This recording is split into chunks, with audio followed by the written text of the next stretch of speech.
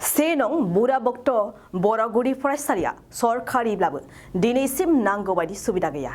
मख'नो गोनांदि थांनाय 1990 मायथाइयावनो से नं बुराबक्ट बर' गुदि फरायसालिखौ गायसननाय जादोंमोन। नाथाय बे फरायसालियाव दिनैसिमबो फरायसाफोरनि जिराय जानाय बेरेंसि बायदि बायदि गाहाम सुबिदा गैया। बेखौ लानानै दिनै से नं बुराबक्ट बर' गुदि फरायसालि गाहाय फोरोंगिरिया खौरांगिरिनि सिगाङाव मोनसे अजद लाबोदों आरो दिनैसिमबो बेबायदि थासारिखौ लानानै गोथौ दुखु मोननाय फोरमायदों। दिनै सुबुंखान्थि सान फालिनायजों लोगोसेयैनो श्री श्री सरस्वती फुजाखौ फरायसा आरो गामिनि रायजो राजाफोरखौ लाना फरायसालियाव गाजा गोमजायै फालिनाय जायो आरो बेनि गेजेरजों फरायसालिनि बेबायदि थासारिखौ खौरांगिरिनि सिगाङाव फोरमायनानै होयो।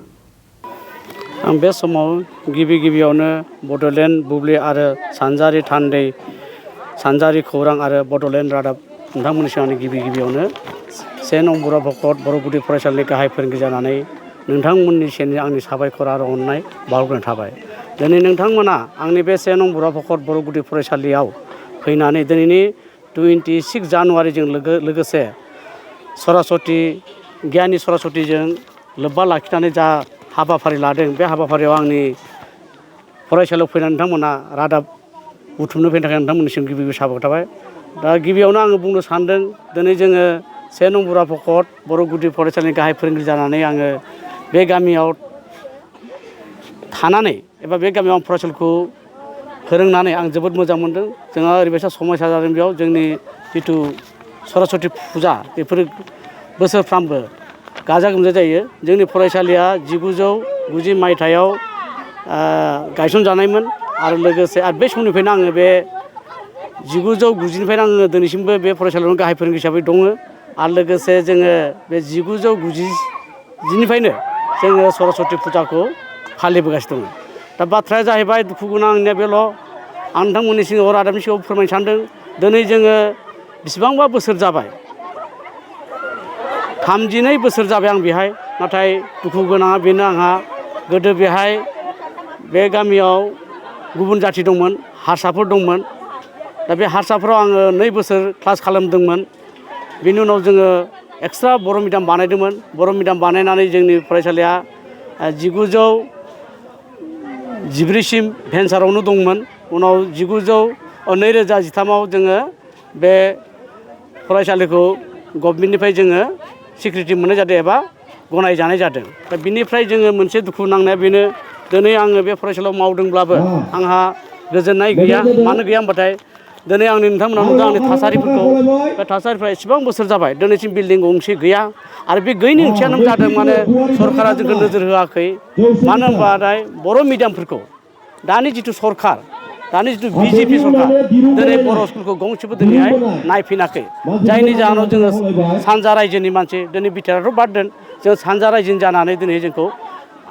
आसाम गभर्नमेन्टआ एबा BJP सरकारा दिनैसिम जोंनो हराखै। नाथाय जों नुनो मोनदों दिनैनि दिनाव दिनै गुबुन एसामिस मिडियामफोरनो दिनै जों जाय 2013नि जिथु गभर्नमेन्ट जानाय स्कुलफोरनो दिनैहाय बिल्डिं होदों,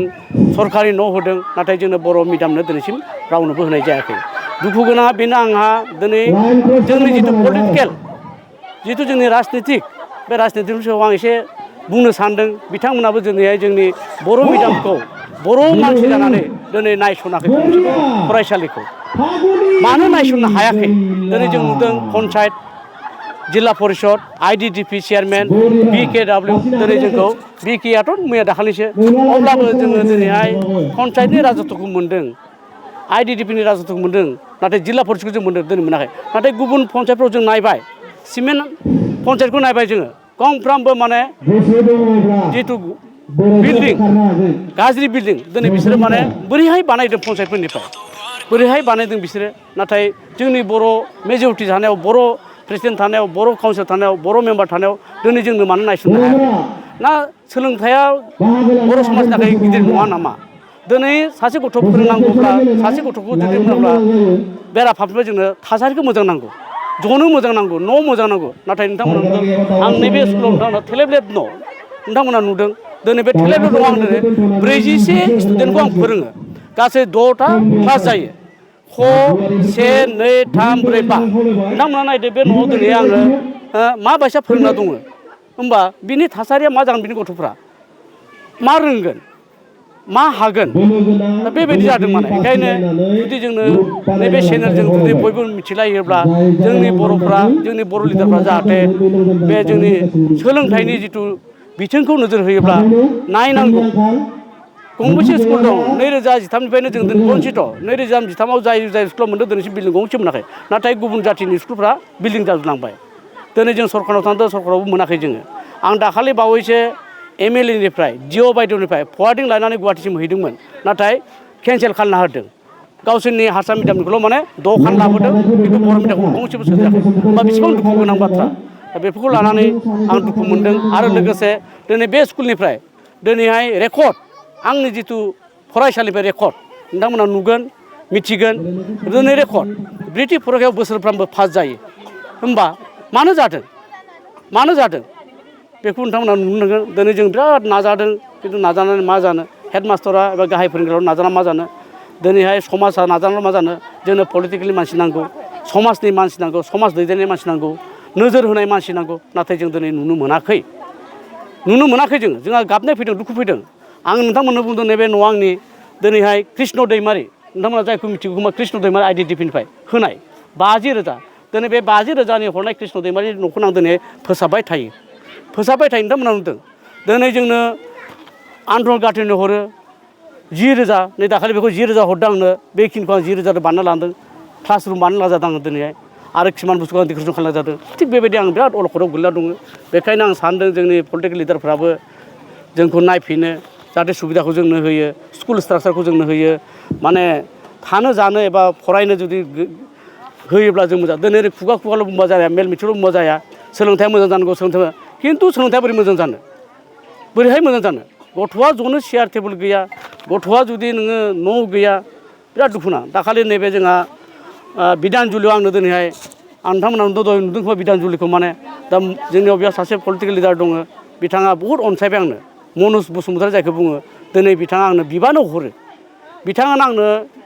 बिबानो माने दाखालि फेन होदों फेन सुबिदा गैयामोन बिथाङा बाउन्डारि वाल लाबोना होफैदों आंनो बाउन्डारि होफैदों बिथाङा डेस्क बेन्च गैयामोन डेस्क बेन्चखौ बिथाङा होदों थिग बेबायदि जुदि सोरबा अनसायबयोब्ला दा बिथाङाथ' सासे पलिटिकेल मानसि नङा बिथाङा सासे थिखादारसो दिनै बे थिखादारा जुदि बिदिखौ माने सुबिदाखौ होनो हादोंब्ला दिनै पलिटिकफ्रा मानो होनो हाया आं ओंखायनो बुंदों पन्सायतनि जा बिबान मोनगिरि जाय जिल्ला परिषद बिबान मोनगिरि जाय IDP बिबान मोनगिरि जाय सोरबा माबा मोनसे पलिटिक हाबो नायनांगौ बर' समाजखौ बर'नि सोलोंथाइखौ नायनांगौ बर'नि स्कुलफोरखौ नायनांगौ बर'नि न'फोरखौ नायनांगौ दिनै फोरोंनाय सुबिदा दंना गैया डेस्क बेन्च दंना गैया थिग बेबायदिखौ आं लुबैजादों आरो माने दा जा हक नोंथांमोना दिनै आंखौ फैनानै दिनै खबर लाफैनो थाखाय आं नोंथांमोनसिम आंनि रोजा रोजा साबायखर थाबाय आरो आङो नाजागोन आरो आंथ' बे फरायसालियावनो बे गामियावनो दिनैहाय आङो 32 बोसोर जाबाय नाथाय आं बे गामिनि आबहावाखौ आं जोबोद अनसायनाय मोनो जोबोद मोजां सापर्ट होयो आंजों बयबो बुङो आंखौ अफिसफ्राबो बुङो আপোনাৰ স্কুলটো খুব ভাল আপোনাৰ স্কুলটো এনেকুৱা কণ্ডিশ্যন আপুনি খুব কিবা ৰাখে কিন্তু आं निजेनि रांजोंबो आं माखासे गारनांगौ जादों आरो समाजाबो आंनो दिनै SMCफ्राबो होनांगौ जादों दिनै सासे सानै गामिनि दैदेनगिरिफ्राबो जा एसे आंनो अनसुंथाइ होयो दा नोंथांमोना दहाय नुदों अनसुंथाइफोरखौ मा होदों थिग बेबायदि आंनो माखासे औवाबाबो अनसुंथाइ होयो रायजो राजाया बेखायनो आं दिनै बे स्कुलखौ फोरोंदों दा चिलड्रेन पार्क बानायदों अनसुंथाइ होदों बेबायदि माने फिसा अनसुंथाइ होदों खिन्थु दिनैहाय जों गिदिर पलिटिकेल लिडारफोरखौ नुदों खिन्थु जोंनो स्कुलखौ नायसनाखै दा मेन माबाया आंना बिल्डिंनि थाखाय जाना दङ थाखो खथा गैया आंना हल मिथिबायना बेहाय 41 स्टुडेन्ट दस्रानि फरायसालिनि फरायसाफोरा खमायो खिन्थु आंना बारायसो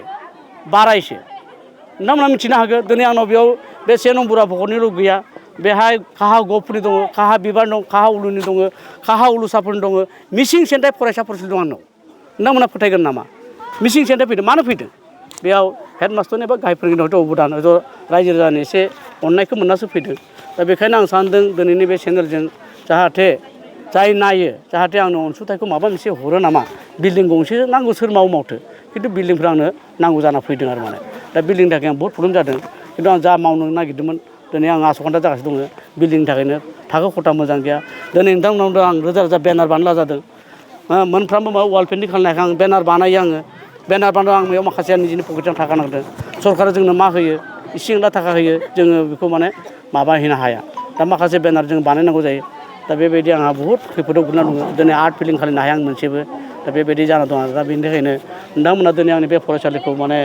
दिनैनि जिथु 22 जानुवारि आरो सरासति लोब्बा लाखिनानै दिनै नोंथांमोना जाहा रादाब बुथुमफैदों बेनि थाखाय आं नोंथांमोननिसिम रोजा रोजा साबायखर थाबाय आं बेखिनिखौ बुंनानै गोजोन्थों। दिनै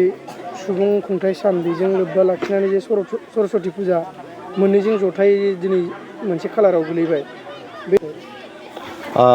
गिबियावनो दिनै 22 जानुवारि सुबुं खुंथाइ सान बेजों लोब्बा लाखिनानै मोनफ्रोम निउस चेनेलनिसिम आंनि 1 नं बुराबखर बर' गुदि फरायसालिनि सामलाय आफादनि आफादगिरि जानानै बयनिसिमबो साबायखर बावबाय। जों मोनसेखौ गोजोननाय मोन्दों दिनै भारत उदांस्रि जानाया 76 बोसोर जाबाय। बेवहाय बे सुबुं खुंथाइ साना दिनै 74 बे बोसोराव हयथ' सरस्वती फुजाया सुबुं खुंथाइ सानजों खेबसेबो जयै गोलैयाखैमोन। बे बोसोराव गोलैनायखौ आं जोबोद मोजां मोन्दों आरो बेजों लोब्बा लाखिनानै 1 नं बुराबखर बर' गुदि फरायसालिया बोसोरफ्रोमबो 1 नं बुराबखर गामिनि लाइमोन आफादनि फुंखा लाइमोन आफादनि गेजेरजों जथायै सरस्वती फुजाखौ गाजा गोमजायै खुंफुंबाय थायो आरो बेखौ खुंफुंनायजों लोगोसे जों बे दिनाव लाइमोन आफाद आरो गुदि फरायसालि जयै जोङो उन्दै गथ'फोरखौ खन्थाइ आवरायनाय गेलेनाय बादायलायनाय बायदि हाबाफारिखौ लानाय जायो आरो बे लानायनि गुबै जाहोना जों बेखौ सानना लानाय जादों दिनै गथ'फोरखौ माबा मोनसे बुंनो थांनायनि सिगां एसे साहस होनो हागोन नामा बे थांखिखौ लानानै हयथ' जों गाजा गोमजायै बोसोरफ्रोमबो सरस्वती फुजाजों लोब्बा लाखिनानै जों खुंनाय जायो। जोङो हाबाफारि हिसाबै फुंबिलिनिफ्राय दिनै 22 जानुवारि सुबुं खुंथाइ सानखौ लानानै फिरफिला बिरजेननायनिफ्राय लानानै सरस्वती बावजेननाय आरो गथ' फरायसुला फरायसुलिफोरा आर'ज खन्नाय बायदि गेलेनाय हाबाफारिखौ लानानै गाजा गोमजायै दिनैनि सानसेनि हाबाफारि लानानै बे सुबुं खुंथाइ सानजों सरस्वती फुजाखौ फालिनाय जायो आरो सेथियावनो नोंथां गासै रादाब लाफैगिरि बय चेनेलनिसिम जोंनि 1 नं बुराबखरनि गामिनि जानानै जोंनि खुलुमनाय आरो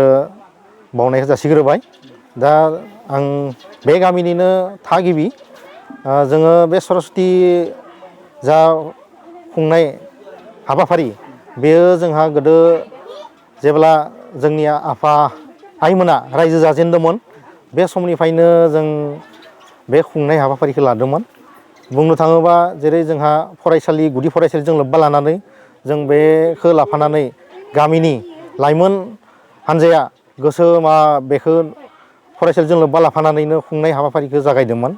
बुंनो थाङोबा 1919 मायथाइयाव जोंनि फरायसालिया गायसनदोंमोन। बे समाव जों सरस्वतीखौ फालिनाय जायाखैमोन, फरायसालिल' बिदि फालियोमोन। दा बेखौ नुनानै गुवारसिन खालामनो थाखाय जोंनि लाइमोन हान्जाया एसे आफाद थानाय हिसाबै बेखौ लाफादेरनानै जोङो बे सरस्वतीखौ लाइमोन हान्जानि मुङै 1 नं बुराबखर गुदि फरायसालिजों लोब्बा लानानै बेखौ गाजा गोमजायै खुंनाय जायो। दा बेखौ जोङो 2000 मायथाइनिफ्राय एसे गाजा गोमजायै खुंनाय हाबाफारिखौ जागायजेननाय जादों आरो बेनि थांखिया बेनो जों जाहाथे उथिफुबोनाय फरायसुला फरायसुलिफोरखौ बे फुजाजों लोब्बा लाखिनानै बायदिसिना गेलेनाय बादायलायनाय बा बायदिसिना फरायनाय बायदिसिना नेमखान्थि फालिनाय बेफोरबायदियाव जाहाथे दावगासारनो हायो बा एसे साहस मोननो हायो बेखौ लानानैनो जों दिनै बेखौ फालिनाय जादोंमोन। बुंनो थाङोबा जों बे फुजानि गाहाय उद्देस्यखौ बुंबा जों गोदोनि जारिमिनफोरावसो नुबोनाय बेजोंनो लोब्बा लानानै दिनैसिम फैदो। आं बे जारिमिनखौ एसे बुंनो सानदों। जेनेबा ओरैबायदिमोन जेब्ला जों सरस्वती फुजाखौ फालिनाय जायोमोन बे सरस्वतीया बोरै फैखो बिदिबो सोंलु फैयो। बेफोरखौ बुंनाय बाथ्राया बिदिमोन जेब्ला जोंनि मुलुगा सोरजिजेनदोंमोन मानसि बा जिब जुनार बायदिसिना जोंनि बुहुमा सोरजिजेनदोंमोन बे समाव बै गेदेमा बिजाबफोराव जेरै पुराण बा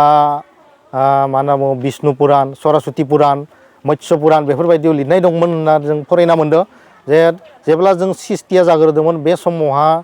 जोंनि जिब जुनारफोरा राव बुंनो रोङामोन, सोदोब गैयामोन, दैमा दैसाफोरा बोहैबाबो सोदोब गैयामोन, बारफोरा बुबाबो सोदोब गैयामोन। बेखौ नुनानै ब्रह्मा जाय सोरजिगिरि बिथाङा नुफैबाय आंनि सोरजिनायाव एसे माबाफोर गोरोन्थि जादों नामा, जेबो लर सर गैया मानसिफोर जिब जुनारफोरा जेबो सोदोब गैया। ओंखायनो बेफोरखौ साननानै बिथाङा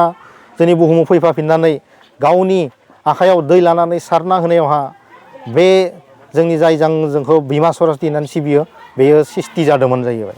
बिथांनि सृष्टि जानायाव जों नुयो बिथां सृष्टि जानाय समावनो आखायाव बे बिना लानानै मोनसे आखायाव माला लानानै मोनसे आखायाव बिजाब लानानै आरो मोनसे आखायाव बे दामग्रा जा जाबस्रिं होनना बुङो आरो जों बर'हा बेबादिखौ लानानै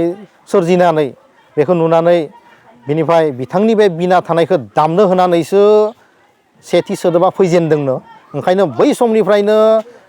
माने परम्परा फैनाय हिसाबै जोंनि मानसिफ्रा फोथायो नालाय बेनिफ्रायनो जों गियानखौ मोननो हादों बुंनो हानाय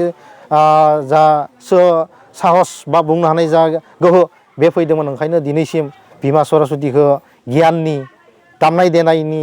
बा बायदिसिना गोहो होनो हानाय सोलो होनो हानाय बेबायदि होननानै दिनैसिम फालिबोनानै जों दिनैसिम लाखिबोनाय जादों आरो